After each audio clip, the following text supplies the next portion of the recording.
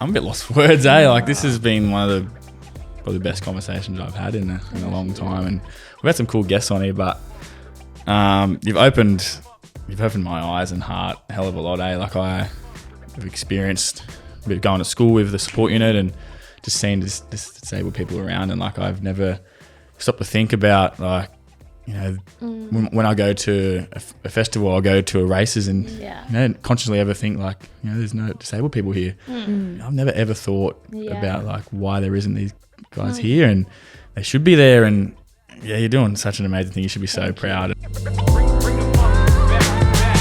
This podcast is recorded on the lands of the Gadigal people, one of the 29 clan groups that make up the Eora Nation. We acknowledge the traditional owners who are connected to this land and acknowledge their unbroken connection and sovereignty to all the lands that now make up Australia. We extend that acknowledgement to all of the traditional owners connected to the country you may be listening to this podcast from. Always was, always will be Aboriginal land. Before we get into today's episode, we do want to warn listeners there is some content that could be triggering for some people. If there's anything that's brought up today that affects you, know there is someone out there to listen. Make sure you call Lifeline on 13 11 14.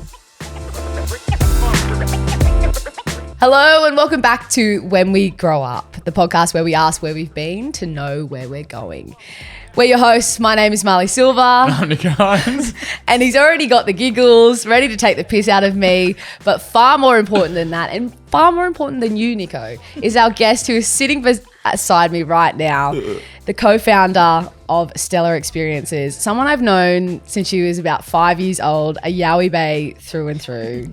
Bronte Hendricks, it is so nice to be with you on the couch. Oh, guys, I'm so excited to be here. I'm actually honoured that you asked me as well. I'm super privileged and excited to chat. Are you nervous?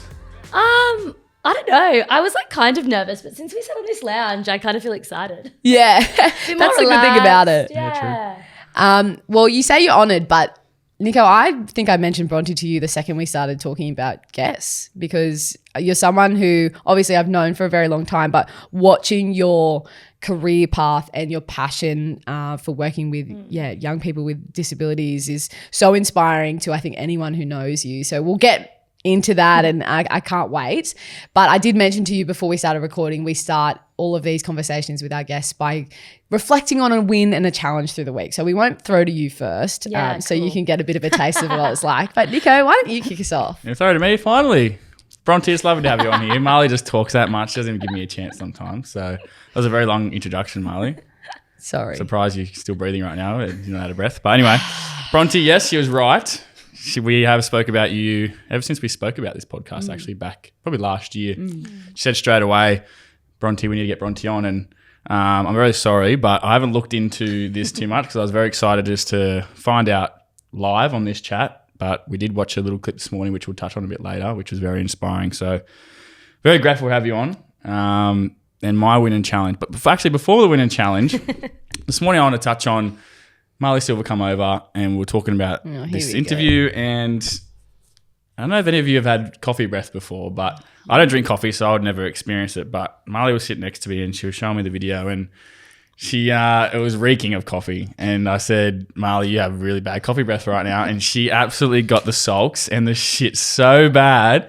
She goes, why would you even say that to me? And I was like, wouldn't you rather know? I would rather know if I had bad breath. And she was like, yeah, but it's a delivery. It's a delivery how you done it. So we're going to put a poll out there, I reckon, for this episode. Would you rather be told if you had bad breath or not? And I reckon everyone would rather be told, Marlee Silva. There's no denying that I want it. Like, I appreciate being told, but what people will not understand is the way in which you've delivered such news. You have coffee breath, Marlee. Anyway, this is not the point of the podcast. Get into your winning challenge. But please. I will say I've got instant karma because I stepped on dog poo coming up here right now. Anyway, winning a challenge. Oh, far out. From when? Last week? Yeah. You want to start us off, Marlee? Nah, it's on you, man. Oh, far out. I haven't even thought about it. Winning a challenge. Probably a challenge would be, I had a really, really good time in Beach Road, Bondi last weekend.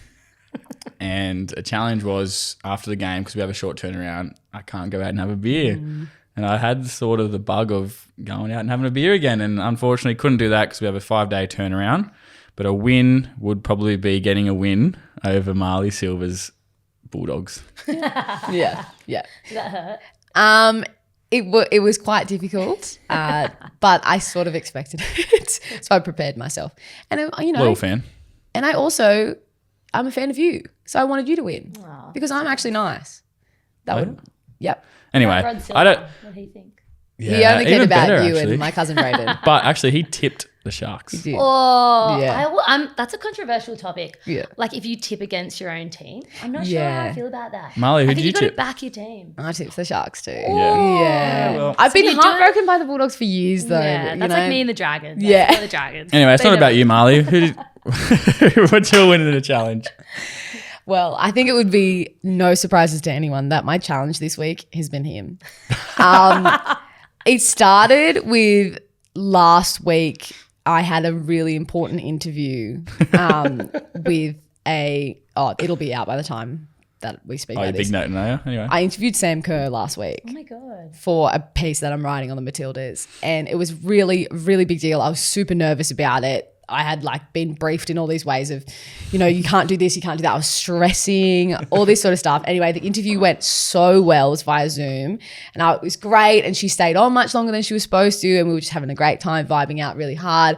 Right at the last second, he'd been trying to call me the whole time that I was on this Zoom because he was in the same house as me and burst through the door while I was still on the Zoom chat with Sam. You were saying goodbye. Yeah, but I I was heard still you say doing bye it. and I was like, buzz. Hello. Anyway, it was very embarrassing. So I was very mad. He's also just pissed me off a couple of times. So just managing that, trying to make a little bit of distance. I know you haven't. You still ring me every day.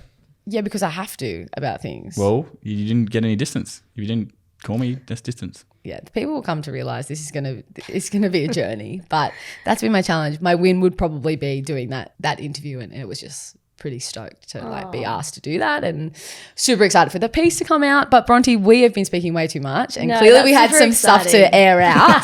But what was I'm your glad I could win sit and here and be a challenge? medium through that. Oh gosh, my win and challenge. I think my challenge has probably been I'm a big advocate to all my team about work-life balance, but I just don't think I do it myself. And life's just been crazy this last week, so I've just been kind of working nonstop on my laptop and then going on some experiences as well as trying to manage the phone on the weekends and stuff. So my challenge is probably that I need to get back into that flow. And then a win, I think, just something simple. I've just last weekend moved back to Cronulla, so I'm around all my friends and family again. So I think it feels good to just, I guess see everybody and be part of the community again that I love. So that's exciting. I'm not surprised that you mentioned the work-life balance as a challenge I because, know. again, as an observer from a little bit afar, I imagine you probably struggle with that again because for it's sure. something you're so personally Yeah. passionate about. I've actually got a question written down here. Thank you for running Yes. making the time because I know it must be madness for you. No, this is a fun little escape from it. But they'll all be listening, I'm sure. So Yeah. I'll have to give them all a shout out later. And what does your day-to-day schedule look like? Is it really chockers all the time? Where's your office that you're working out of? Yeah, so it's kind of changed now a little bit. I used to do a lot more on the floor. So I used to be kind of out there doing one-on-one supports and experiences a lot. And now I'm predominantly more in the office, which isn't as fun, but obviously it's needed. Our team's grown so big. So managing all the team as well as just facilitating the growth that we're experiencing. And then on the weekends, I still try to go out and experiences. I did swim club on Sunday with Stella, and then next weekend I'm going to Central Coast. So I try to still get out and be a part of it as much Central as I can. Coast. Yeah. God's country. Is that where you came That's from? where I grew up. Yeah. Really? Whereabouts are you going? Terrigal? Terrigal. Is that? Yeah. Yeah. Is that as good as your Where are minor? you? Not as good as your minor. Tourist attraction, probably the best I'll have part to of ask the you coast. for some But hot tips. yeah. All right, cool. Yeah. And sorry, we probably should have started with how do you explain what Stella is in sort of a couple of sentences? Yeah, okay. So it's so hard to wrap up into a sentence or two, but No, just do your best. Yeah. Don't worry about sentences. I don't know why you said a couple of sentences. Let her talk, man. You guys. Tell us all about it and however you want to tell us. Okay. What it okay. actually So is. Stella provides supported social outings and travel opportunities for young adults with disabilities. So 16 to 35 years old. We get a lot of questions surrounding like why we stop at 35 years old. And that was just because we saw that there was such a gap for that age group to go out and make friends with people of a similar age and have like really normal young adult experiences. So we kind of saw firsthand how isolated young adults with disabilities were. And we saw that, you know, they were very confined to their family networks and they weren't going out on the weekends for drinks. They weren't going out for live music. They weren't going to festivals and doing anything like we all were that I guess is, you know, quite bittersweet to us because it's something that we just do in our day-to-day life and don't really, you know, take for granted. So yeah, we started out just basically trying to give them an opportunity to go out and just be like any other young adult. And then, yeah, it just kind of exploded because I think there was just such a need for it. There's so many beautiful stories and things that have come out from the opportunities you've provided to the young people that you work with that we'll get into. But our whole show is all about kind of looking back to go forward and reflecting on who you were as a kid and what that younger person might think of who you are now. So I'm going to make you look at this screen because there's a little photo coming up. And see, when I think of love the Bronte, hair. How did you get that? oh, you know what? I'm good. She's a stalker. I am a stalker. She's a stalker. I've spoke to your God. brother as well, so that's how I got some of this. But You this actually look really cute there. Wow, very, thanks, very guys. cute. So Love the hair. innocent. For those How who old are you there? I don't know. Is that like kindergarten? Marlee might know. yeah, maybe Marlee you've knows, got an SRC badge on, so maybe Kinder you won. Wow. Student Representative Council. Yeah. Look at me go. I was getting Ooh. straight into it. Wasn't Yeah, I? of course. So for the people who are listening and not watching, this is you in a school photo in the beautiful maroon and gold of the Yowie Bay Public School uniform. You've got two pigtails and bows. Very cute, cheesy smile there. Very tan. Wow. Yeah. I'd seen some sun. Yeah. I actually just found out the other day off my doctor that I'm overdosing in vitamin D. Really? Like she called me quite seriously. Overdosing in vitamin D. She called me 5 times and I was like, oh my God, guys, sorry, I've got to go answer this. I was Yeah. like, thought she was going to like give me some really bad news. She was like, what supplements are you taking? And I was like, I'm not taking any supplements. And she was like, no, what do you take every day that you haven't told me? It's like, nothing. And then she said, I'm in the vitamin D overdosing range, like vitamin D toxicity almost. And then she was like, you must be taking something. And I was like, I'm not. So like, what do I do? She goes, well, no one has this problem. So there's no Bronte, pill to I am reduce not it. joking to you. I had a blood test 3 months ago and my doctor rang and said the exact same thing to me. And what did they tell you to do? And they were like, are you taking any supplements? She full interrogated God, me. I got interrogated. And I literally had to get another blood test last week to make sure it's okay. Oh my God. I will Okay, what are we doing? I don't know. She said to me, there's no pill to reduce it. So you're just going to have to wear long sleeves and stay out of the sun. And I was like, oh, Is this I don't know if that's going to happen. Were we getting too much sun over I the don't summer? know. Apparently in Yeah. kindergarten we were. I've seen you over summer, Marlee. I don't think you're getting too much sun. But going back to this, that's so weird that you had the exact same Really experience. weird. But this little Bronte, tell the people, what were you like as a kid and or how would your family describe you at that age, do you think? My mum always describes me as like obviously very outgoing. She says I came out talking. She said you just talked and talked and talked. And she said my like quote that I used to always say was like, I can do it. Like, I don't need your help. It was very much like, I can do it by myself. I will do it. So I think, yeah, definitely determined to kind of try everything and do everything. I didn't really have too many fears, I don't think, as a kid. And I probably still don't today. But yeah, definitely just out there giving everything a go, probably. Yeah, that's like such cool qualities to have as a kid too, just to be a goer. Yeah, for sure. I remember you from such an early age always being someone who was actively trying to make sure no one was left out. Oh, that's what I always, like, you always were just friends with everyone, always like Yeah. so inviting and checking up on people, you know, even as such a young kid. Is that something that was instilled in you by your parents, or did your brother Regan have any influence there, or why were you I like don't that? actually really know. I get asked a lot, like why I've even ended up in the field I am. Like a lot of people say, oh, like, do you have someone in your family with a disability? And like, I don't.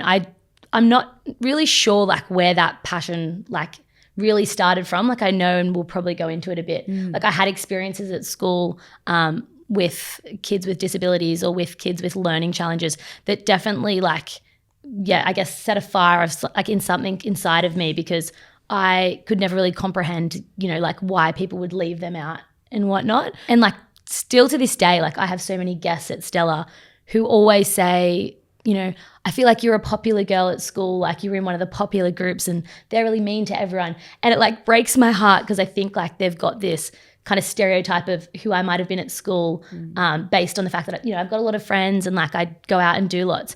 And I always say to them oh my God, that is not what it was like.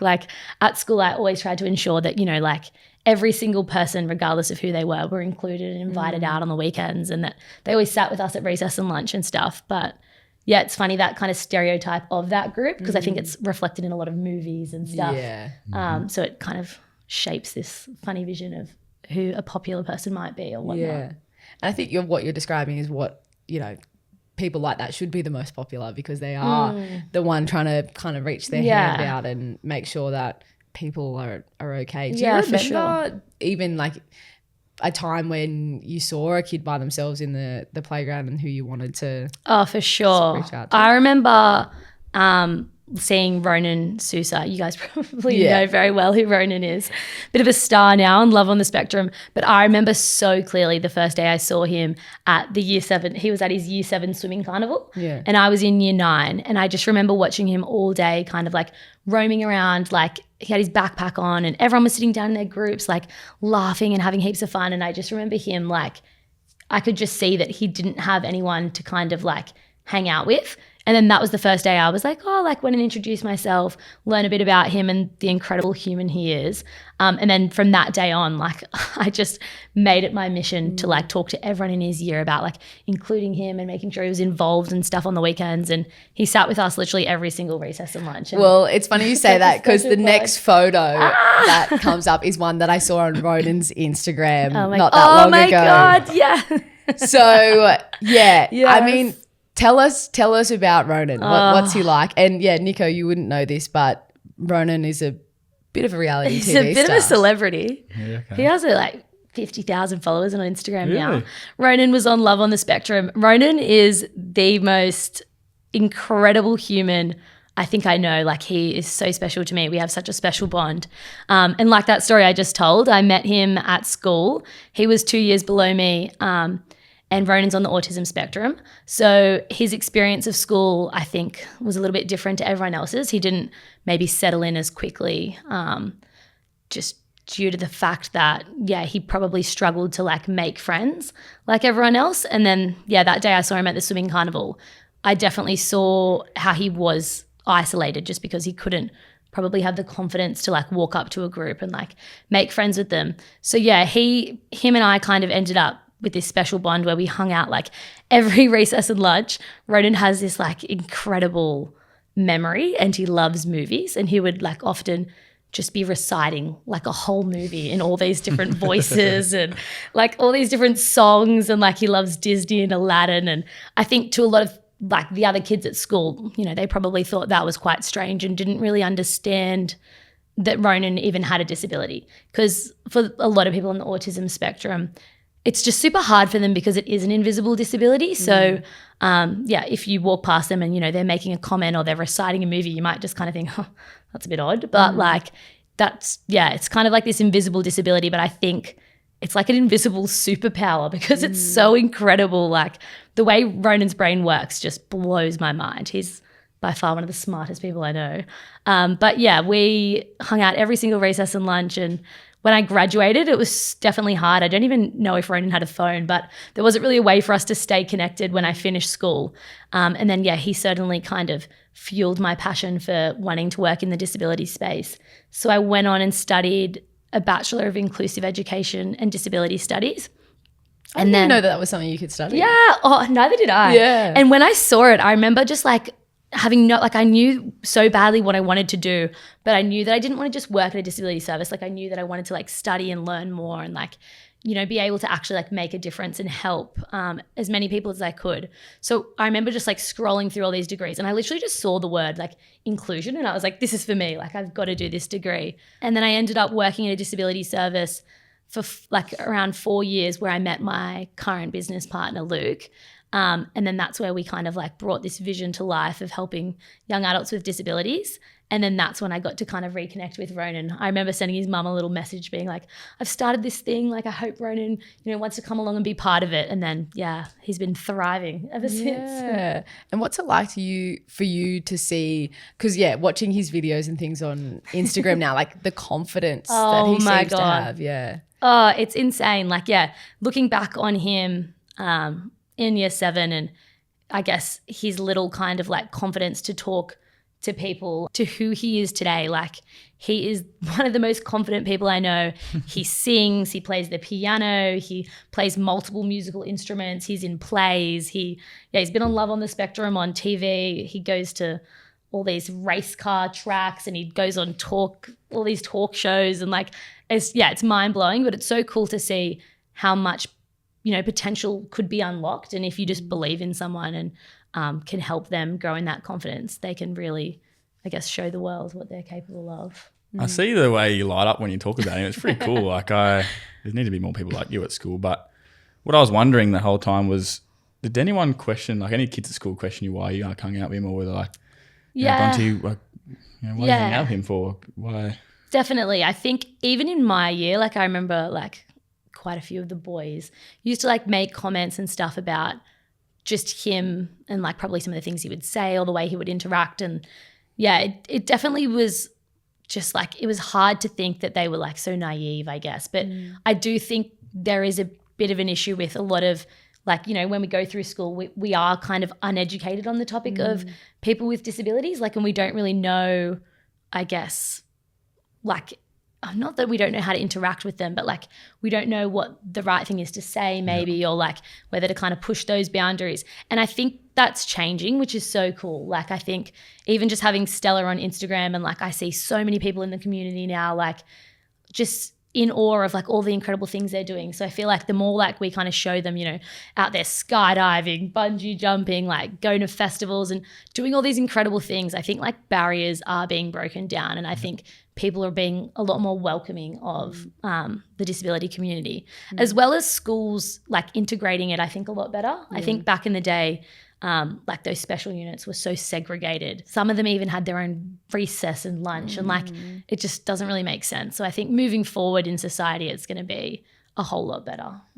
Yeah, when I ask that question, I don't think if people are listening going, why would you ask that question? It's more because kids do that at school because they don't really know, and they'll look at you and hanging out with him going, why did we do that, Bronte? But it's so special, that connection you guys had. And I had a support unit at my school where there was lots of disability kids at our school, and everyone's seen him around and loved him so much. But like you were saying, you don't know how to go and interact. You don't know, how to have a conversation or what to talk about, or whether you can invite them out to come play handball or whatnot. You just don't know how to do it. And it's really cool now that you say that it's getting normalised sort of thing to hang out with disabled kids. Yeah, and definitely. And they're such bright and happy kids, and like just the way you talk about Ronan there is so amazing. Like, I just wish now, looking back, maybe I should have went and made more an effort sort of thing. But I'm so glad to hear that it's come more normalised, I guess, at schools, which is cool. And it's cool that you can like now play a role as well, like in the community. Like you said before, you got to go visit Civic, and like that would make their day, being able to see you guys who they put like on such a pedestal. Like, you guys are celebrities to them, so interacting with them definitely would be the coolest thing in the world. Did you always have? Are you living your dream right now? Or like that piggy-tailed girl there, was that a dream to do this? Or I definitely, like, I've thought about it before, and I think because I speak to guests all the time about like, what's your dream job? And sometimes they'll say to me like, what's your dream job? And I'm like, oh, this is it. Like, I cannot imagine being in any other place. Like, just the whole experience of Stella has been just, the coolest thing in the world. Being able to like firsthand see like the incredible differences that are made in their lives. Yeah, it's so, so cool and so rewarding. And I mean, watching what Stella does via the Instagram or whatever, it's all so positive and optimistic, and it puts a smile on everyone's face. But I think, we can't be naive to the fact that these young people face some horrendous adversity and challenges, and, people treating or looking at them in a particular way. Even when we were walking up here to the studio, you were saying that you really want to give them the opportunity to kind of tell their own stories. Is there any particular stories that stand out to you that paint that picture of the reality of what it's like to live with, as you've described, an invisible disability? Oh, for sure. Like, there's so many stories, and so many of our guests have like just shared, you know, in simple moments without like just casually kind of saying, like, a lot of them suffered just so much bullying at school. Still now, like 99% of them can't get a job. And it is so frustrating because like we see firsthand how capable they are, and they fill out a job application like everyone else. And there's a box that says, do you have a disability? They tick that box. And like, I know that companies out there aren't trying to segregate them because of that. But then at the same time, you know, that box is pushing them further away from getting that job. And I know that, companies have to kind of have those interviews with a certain amount of people. I think, you know, every year they're meant to open up interviews to a certain amount of people with disabilities, but they just don't get the jobs. And it's so frustrating because they are just the most passionate, incredibly hardworking people. They would show up to work probably an hour before everyone else. They would clean everything to a T. They would like, you know, make sure everything's done so well and follow the routine so perfectly. But yeah, I think that's been really hard to see just because, like I said, we just know that they're so capable of them. And no matter how much we advocate for them, it just kind of never really gets there. So a lot of them struggle with open employment, which means also like limited finances, which means a limited lifestyle in terms of accessing the community and whatnot. So that's, a huge area that still needs so much work, I think. And then like just little mundane things. Like I remember so clearly on one of our experiences, we went to the vinyl room. All the guests are so excited to go to the vinyl room. It's like been hyped for weeks. Everyone's like, we're going to the vinyl room. Everyone's telling their mums, their siblings. This is a nightclub in the Shire, just so everyone knows. Also known as COVID room. Yeah, that's where me and Nicho got COVID. Oh my God, no. Yeah, so like it was just like this hyped up thing. Everyone was so excited. We went to Gymea Pub before. Everyone was having dinner. Maybe like one drink some of the guests had. We literally were at the start of the vinyl line. Like everyone was behind us because we'd got there first. Yeah. And I just remember thinking like, oh, you know, like I don't want to act like a carer. We're going to play it cool, kind of like stand back. Yeah. And I just saw like the first 3 boys that walk up, all invisible disabilities, just get rejected straight away. Like he was just into them. Like, you've had too much to drink tonight. Like, I can see in your eyes, or like the way you're looking, the way you're acting. And I just was like boiling. And like, I'm not even one to like have confrontations or whatnot. But it was so frustrating to just think, if I wasn't there to walk up and advocate for them, to say like, and it sucks to say it in front of them, like, hey, they have a disability. Like, that's not the situation. And like, I don't want to say that in front of them and like, you know, make them feel like they're different or whatnot. But I had to, for us to get in. And then, you know, they still had the most amazing night of their life. But then I'm sitting there thinking, well, if I wasn't here, like, what would have happened? They would have just, you know, walked down the street by themselves and everyone else would have got in. So like, there's definitely really frustrating aspects. Just challenges that they face in their day-to-day life that we get little glimpses into. And it definitely, brings you back down to earth and makes you like realize how easy we've got it in our everyday. So there's lots of little stories like that. There was a Down syndrome guy that worked at the local Macca's where I grew up and we worked. Yes. And like, he absolutely loved his job and took it so seriously and like made sure every little speck of dust or whatever was clean off the table. And like, I didn't even think about it back then, but now talking about this, I'm like, I admire that so much. Like how much he really cared and just wanted to be there. And I used to work at a fruit shop, my stepmom and I, and he'd walk past and my stepmom got along with him really well, and they'd talk about, what are you up to now? I'm just going to work. Like I can't wait to go to work. And like how happy he was to do it.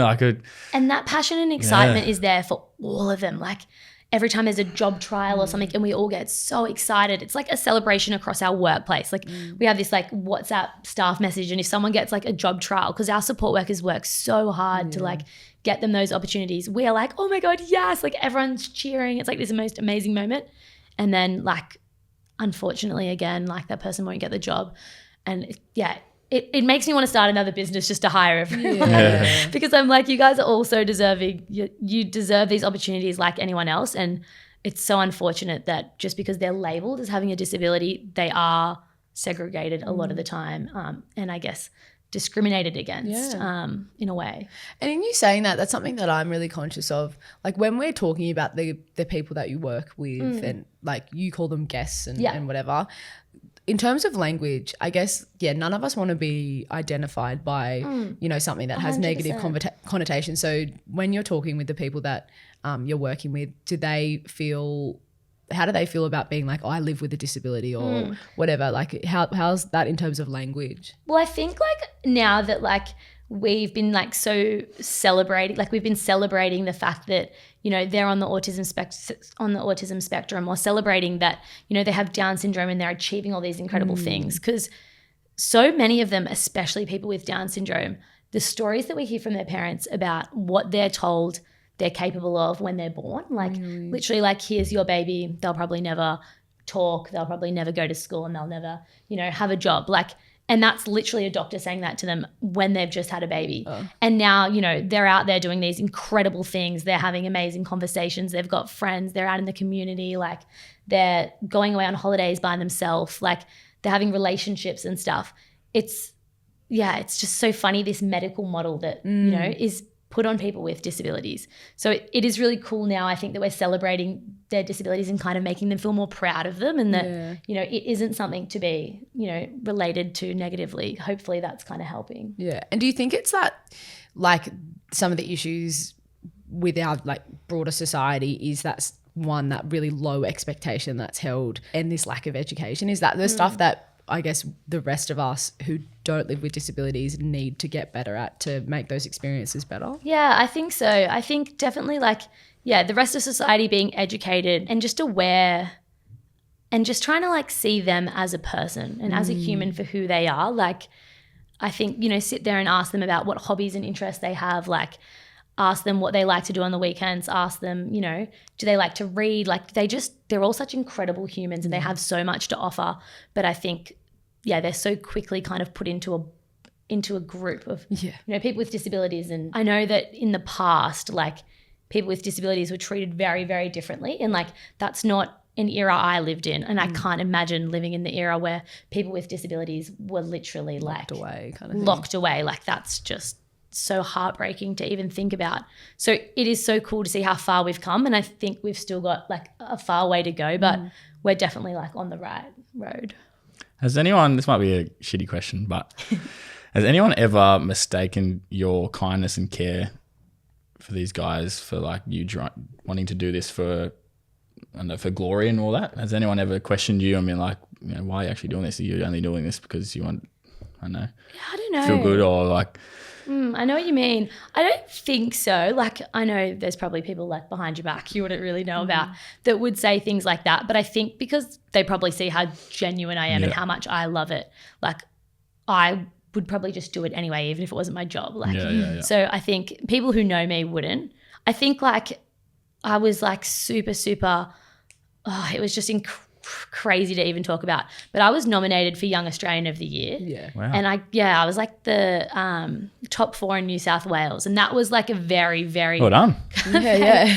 that was a very crazy thing to comprehend in general, because I think it was kind of like, whoa, like, and that was I was nominated by our guest, so like it was so cool and so that means special. so much then. It meant so much because like I know that the like Australian of the Year team, they had to call and they were all my references. So they called and like spoke to all of them, and like they got to tell stories about like how I helped them and stuff. And like, that was just an insane thing that happened. And I think that probably started a lot of conversations about like, how did I even end up there?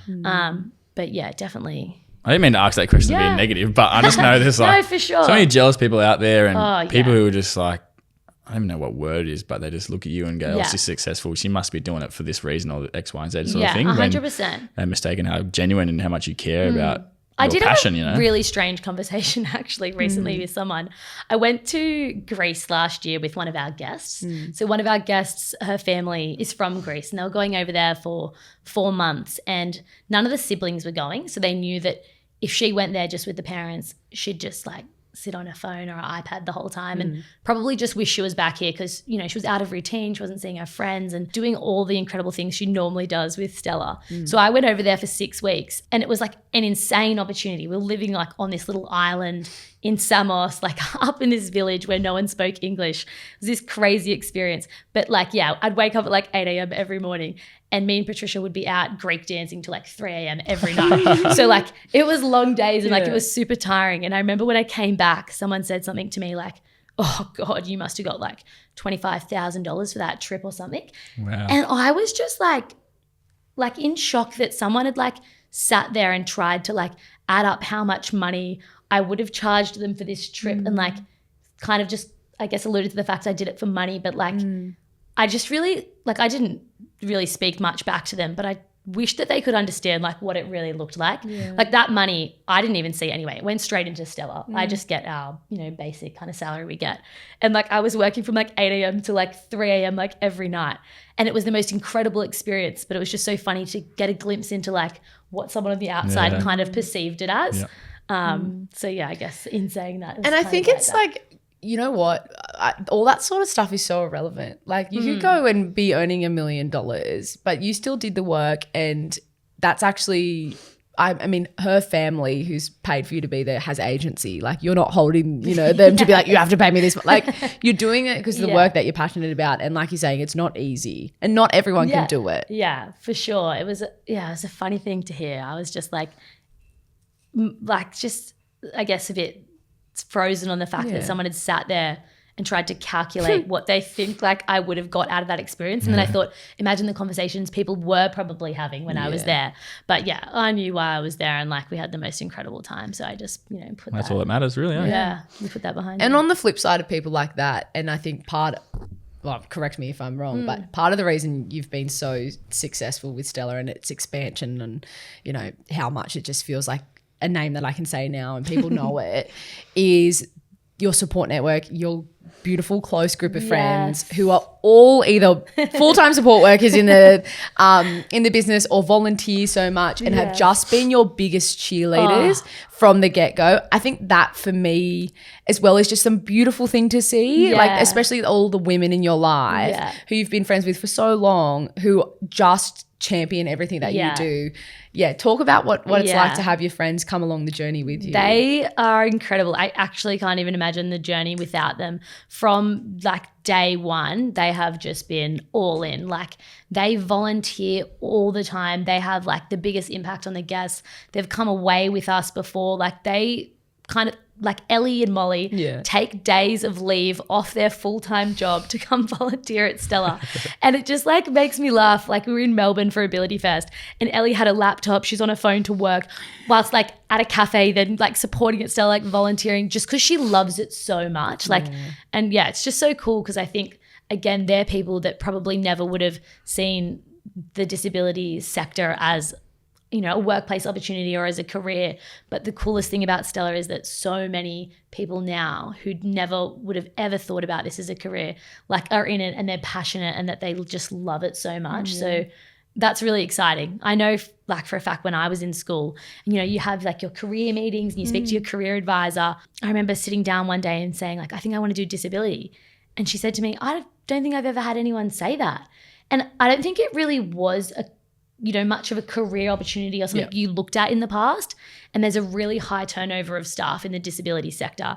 But I think, now that there's lots of new services popping up that are run by a lot of young people that are like really making a difference, I think there's a lot of people now that will be leaving high school thinking like, I want to work in disability, which is so cool. And I've had some girls like from Port Hacking message me saying like, what should I do like when I leave high school to like, be in your sector? Like, I think it's amazing. So that's like super exciting to see. Massive. And you can tell that you've had a real influence on everyone. It makes me so.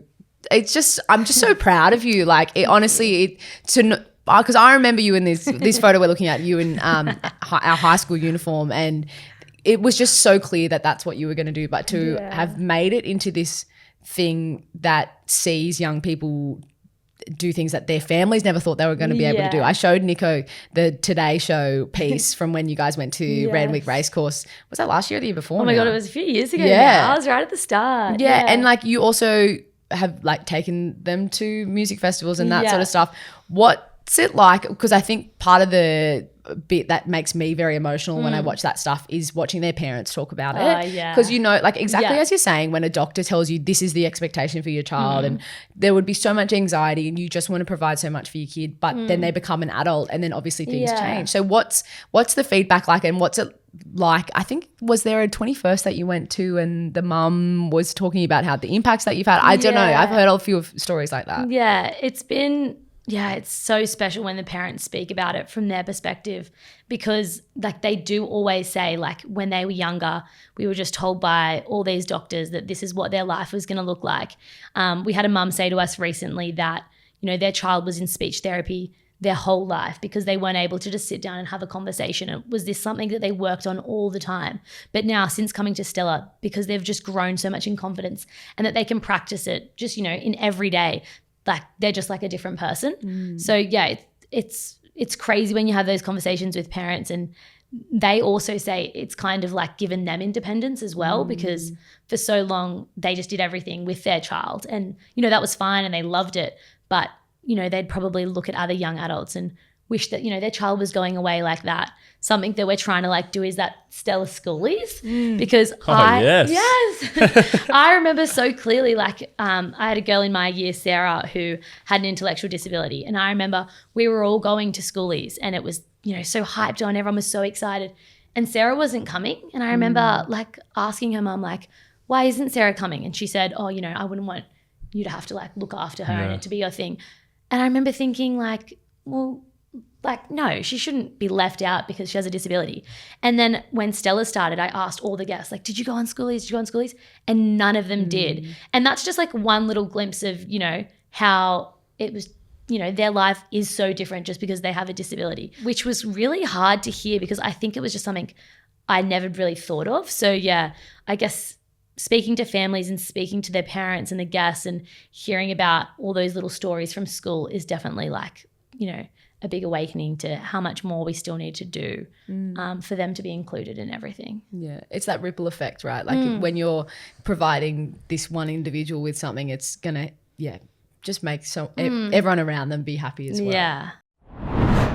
The next photo we wanted to bring up is actually you with some of the Stella sisters. And so it's you with a bunch of the girls who are part of Stella, and everyone is just so happy. And for me, it just encapsulates the family that you've built. Yeah. So so you've been around for nearly 4 years. Yeah, nearly 4 years in May. And yeah, how much has it grown? Like how many gosh. people are you working with now? It's just incredible. The Stella community is like nothing else I've ever been a part of. They are just all so grateful and happy and so welcoming to each other, which I think is just so special because every guest that comes on board is so nervous because so many of them have had such a past of rejection or bullying or harassment in school, and then they've left school and then they've been isolated because they didn't go to TAFE or uni or be in a local sports.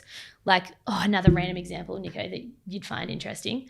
So we started like an OzTag team in the mainstream, like just the Shire OzTag, and they told us that like they've never had anyone with a disability play before, and that like, and we were like, what? And they were like, well, normally they just have their own like sector, which has like there's soccer and there's gymnastics and there's all these different sports for people with disabilities, but again they're segregated, so they've never just been included. So that was something that was super cool. Like Stella now plays in the OzTag every Monday night. They're playing tonight.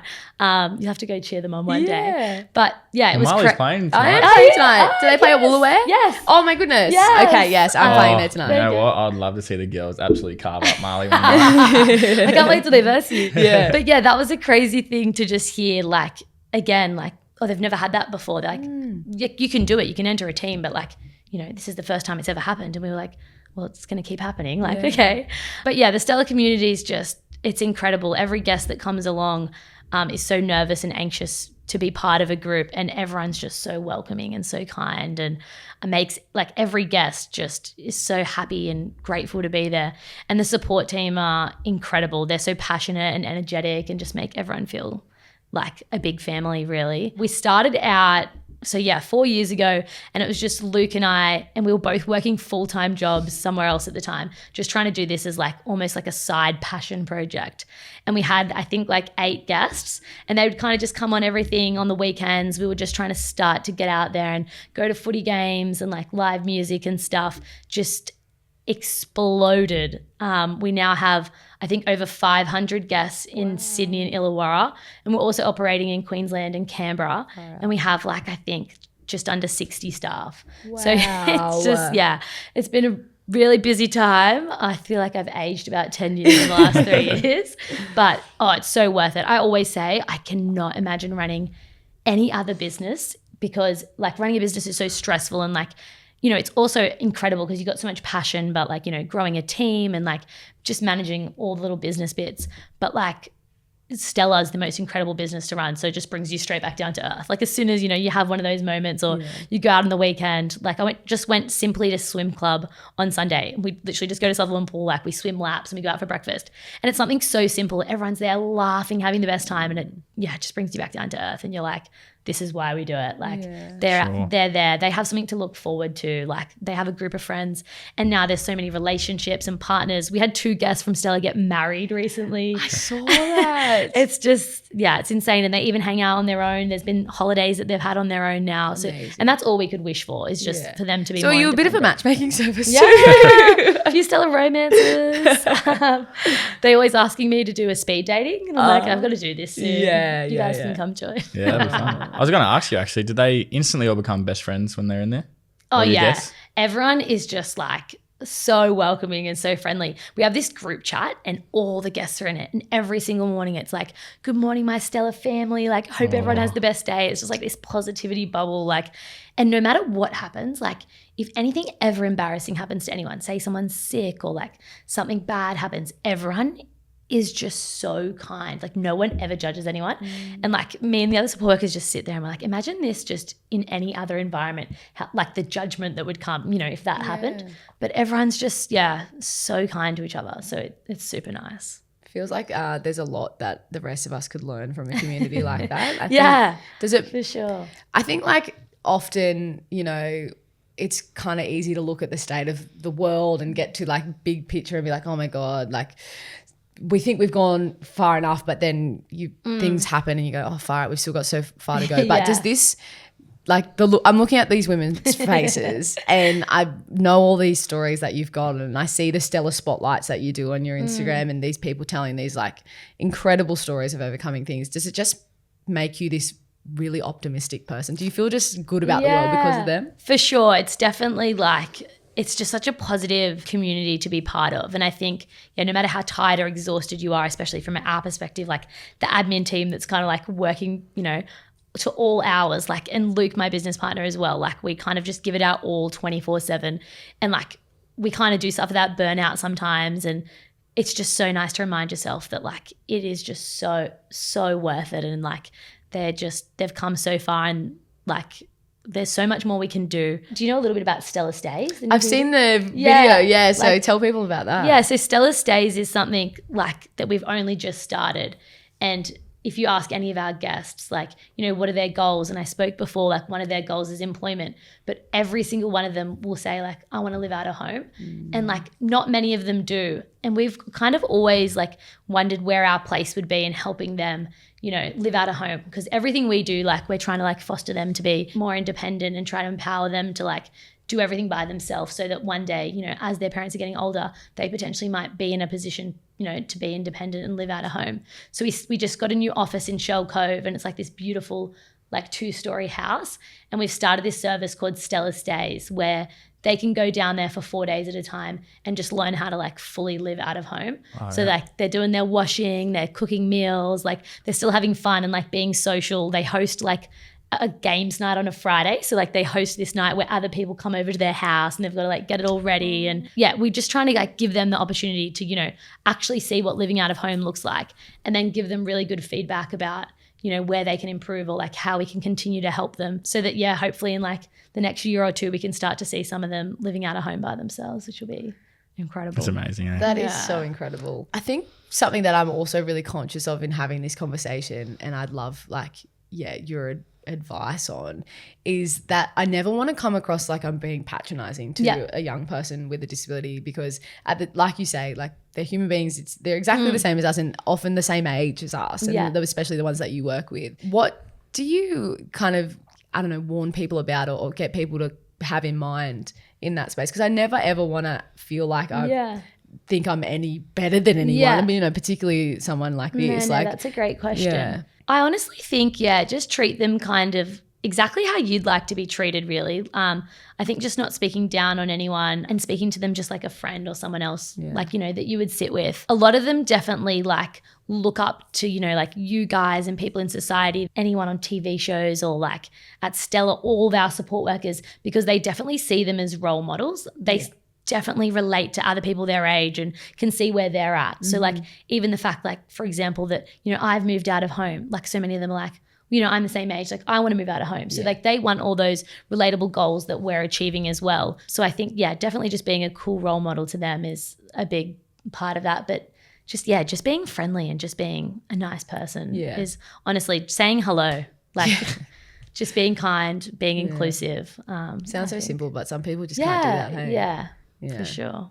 Well, thank you so much. I feel like we could sit here and talk about these stories for a long time. And I think that I would encourage everyone to go and make sure they're following the Stella Instagram, which is @stella.experiences. Just incredible stuff. And I think what you're doing is amazing. And I constantly find myself speaking about you to other people because I just think it's such an incredible example of someone who knew what they wanted to do and did it. Like you said, your mum said when you were a kid, you were just like, I can do it. And you did it. But I will leave it to Nicho to ask the last question we ask all of our guests. Yeah. Ooh. Well, before I do, I'm a bit lost for words, eh? Like this has been one of the probably best conversations I've had in a long time. And we've had some cool guests on here, but you've opened my eyes and heart a hell of a lot, eh? Like I have experienced a bit of going to school with the support unit and just seeing this disabled people around, and like I've never stopped to think about, like, you know, when I go to a festival, I'll go to a races and you know, consciously ever think like, you know, there's no disabled people here. And then watching that thing this morning, then you talk about it, it's just like,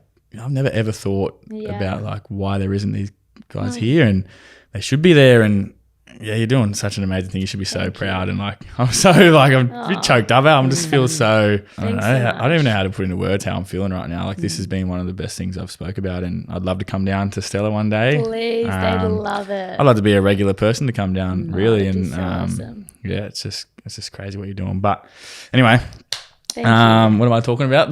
Your last question. The last question. Ooh, that's the last question. So we like to ask all our guests, you know, what your younger self would think. But so I want you to picture yourself right now standing in front of a mirror and you look at young Bronte there. And what would young Bronte think of you right now, or what would you reckon she'd say to you? Oh, wow. I've never thought about that before. I definitely think, she'd be proud of me. I definitely think so. I think if I could achieve anything like in this world, I think I always wanted to just help people. And I know that I've done that. Like I know that like I've left a mark and like it's made such a difference to these guys' lives. And I hope to, you know, have that impact on more people, and like even what you guys are doing and like having these conversations and sharing these stories, you guys will open my eyes to other people that I'd never heard of and their stories. And this one conversation about disability, like you said, Nicho, it might change someone's perspective. And now you guys might, you know, walk into the community and act a little bit differently, and it will have that flow-on effect. So I think to be part of that change is, super cool, and that makes me really happy. Love that. Oh, that's awesome. Well, congratulations, honestly, and what you and Luke have created is incredible. And I can't wait for more people to see it, and then for it to grow, and for more young people with disabilities to not have those barriers in front of them anymore. And you're a big part of that. So thank you so much for making the time. You're such a busy woman too, so we appreciate this time that you've taken out. But thank you so much for listening to this very inspiring episode, I dare say, of When We Grow Up. Make sure you are following Bronte's journey with Stella @stella.experiences on Instagram. There's so many incredible stories and profiles of people that you'll be able to see on there. And make sure you're following us on Instagram @WhenWeGrowUpPod. Make sure you're hitting subscribe wherever you're listening, and tune in next time for another great ep. See you guys soon. Thank you, guys.